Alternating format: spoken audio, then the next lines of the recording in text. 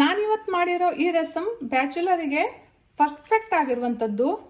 ಮಸಾಲೆ ಹುರಿಯೋದೇನು ಬೇಡ, ಬೀಸೋದೇನು ಬೇಡ, ತುಂಬಾನೇ ಸುಲಭವಾಗಿ ರುಚಿಯಾಗಿ ಮಾಡ್ಕೊಳ್ಬಹುದಾದಂತಹ ರಸಮ್ ಇದಾಗಿದೆ. ಹಾಯ್ ಫ್ರೆಂಡ್ಸ್, ನಮಸ್ಕಾರ. ವೆಲ್ಕಮ್ ಟು ನಳಪಾಕ. ಬನ್ನಿ ಇದನ್ನ ಹೇಗೆ ಮಾಡೋದು ಅಂತ ನೋಡೋಣ.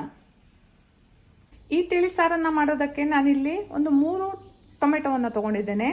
ಈಗ ಇದನ್ನ ಚಿಕ್ಕದಾಗಿ ಹೆಚ್ಚಿಕೊಳ್ತೇನೆ. ಈಗ ಒಂದು ಪಾತ್ರೆಯನ್ನು ಬಿಸಿಗಿಟ್ಕೊಂಡು ಅದಕ್ಕೆ ಸ್ವಲ್ಪ ಕೊಬ್ಬರಿ ಎಣ್ಣೆಯನ್ನು ಹಾಕ್ಕೊಂಡಿದ್ದೇನೆ. ಈ ಸಾರಿಗೆ ಕೊಬ್ಬರಿ ಎಣ್ಣೆನೇ ತುಂಬ ಚೆನ್ನಾಗಿರುತ್ತೆ. ಎಣ್ಣೆ ಬಿಸಿ ಆಗ್ತಿದ್ದಾಗೆ ಅದಕ್ಕೆ 1 ಟೀ ಸ್ಪೂನಷ್ಟು ಜೀರಿಗೆಯನ್ನು ಹಾಕ್ಕೊಳ್ತಾ ಇದ್ದೇನೆ. ಈಗ ಒಂದು 5-6 ಕರಿಬೇವಿನ ಎಲೆಗಳನ್ನು ಹಾಕ್ಕೊಳ್ತಾ ಇದ್ದೇನೆ. ಈಗ ಕಟ್ ಮಾಡ್ಕೊಂಡಿರುವಂತಹ ಒಂದು ಹಸಿಮೆಣಸಿನಕಾಯಿಯನ್ನು ಸೇರಿಸ್ಕೊಳ್ತಾ ಇದ್ದೇನೆ.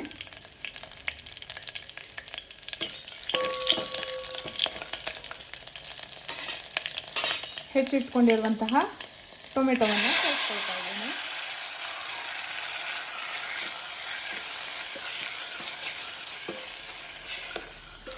ಈಗ ಈ ಟೊಮೆಟೊವನ್ನು ಮೆತ್ತಗೆ ಬೇಯಿಸ್ಕೊಳ್ಬೇಕು. ನೀರನ್ನು ಹಾಕ್ಕೊಳ್ದೆ ಹಾಗೆ ಬೇಯಿಸ್ಕೊಳ್ಬೇಕು. ಈಗ ಉಪ್ಪನ್ನು ಹಾಕ್ತಾ ಇದ್ದೇನೆ. ಈಗ ಉಪ್ಪನ್ನು ಹಾಕೋದ್ರಿಂದ ಟೊಮೆಟೊ ಬೇಗ ಬೇಯುತ್ತೆ. ಬೇಕಾಗುವಷ್ಟು ಉಪ್ಪನ್ನು ಹಾಕ್ಕೊಳ್ತಾ ಇದ್ದೇನೆ. ಟೊಮೆಟೊ ಸಾರನ್ನು ಅಥವಾ ರಸಮನ್ನು ಬೇರೆ ಬೇರೆ ರೀತಿಯಲ್ಲಿ ಮಾಡ್ತಾರೆ, ತುಂಬ ರೀತಿಯಲ್ಲಿ ಮಾಡಬಹುದು. ಈ ರೀತಿಯಾಗಿ ಒಮ್ಮೆ ಮಾಡಿ, ತುಂಬಾ ಟೇಸ್ಟಿಯಾಗಿರುತ್ತೆ.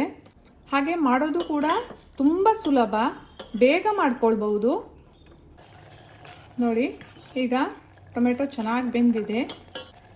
ಈಗ ಇದಕ್ಕೆ 1 ಸ್ಪೂನ್ ಆಗುವಷ್ಟು ಸಾರಿನ ಪೌಡರನ್ನು ಹಾಕ್ಕೊಳ್ತಾ ಇದ್ದೇನೆ. ಇದು ಮನೆಯಲ್ಲೇ ಮಾಡಿರುವಂತಹ ಸಾರಿನ ಪುಡಿಯಾಗಿದೆ. ನನ್ನ ಮುಂದಿನ ವಿಡಿಯೋಗಳಲ್ಲಿ ಇದನ್ನು ಹೇಗೆ ಮಾಡೋದು ಅನ್ನೋದನ್ನು ತೋರಿಸ್ಕೊಡ್ತೇನೆ. ಈಗ ಇದನ್ನು ಚೆನ್ನಾಗಿ ಮಿಕ್ಸ್ ಮಾಡಿಕೊಳ್ಬೇಕು. ಹಾಗೆ ತೊಗರಿ ಬೇಳೆಯನ್ನು ಬೇಯಿಸಿಟ್ಕೊಂಡಿದ್ದೇನೆ, ಇದನ್ನು ಸೇರಿಸ್ಕೊಳ್ತಾ ಇದ್ದೇನೆ. ಹಾಗೆ ಬೇಕಾಗುವಷ್ಟು ನೀರನ್ನು ಸಹ ಹಾಕ್ಕೊಳ್ಬೇಕು. ಸಾರು ಯಾವ ಹದದಲ್ಲಿ ನಿಮ್ಗೆ ಬೇಕು ಅನ್ನೋದನ್ನು ನೋಡಿಕೊಂಡು ನೀರನ್ನು ಸೇರಿಸ್ಕೊಳ್ಳಿ.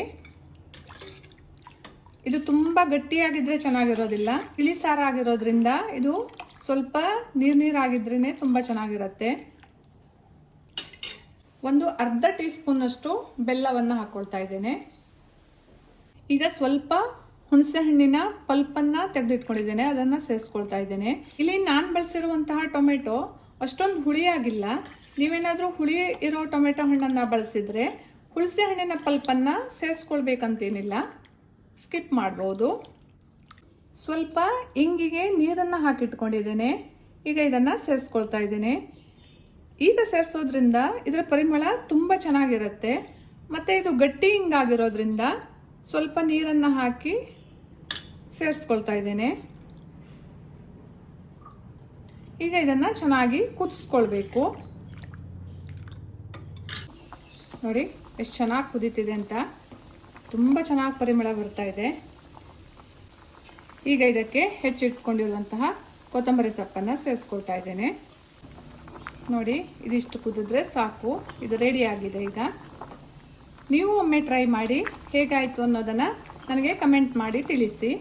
ನನ್ನ ಈ ರೆಸಿಪಿ ಇಷ್ಟ ಆದರೆ ಲೈಕ್ ಮಾಡಿ, ಶೇರ್ ಮಾಡಿ, ಕಮೆಂಟ್ ಮಾಡಿ ಹಾಗೂ ಸಬ್ಸ್ಕ್ರೈಬ್ ಮಾಡಿ. Thank you.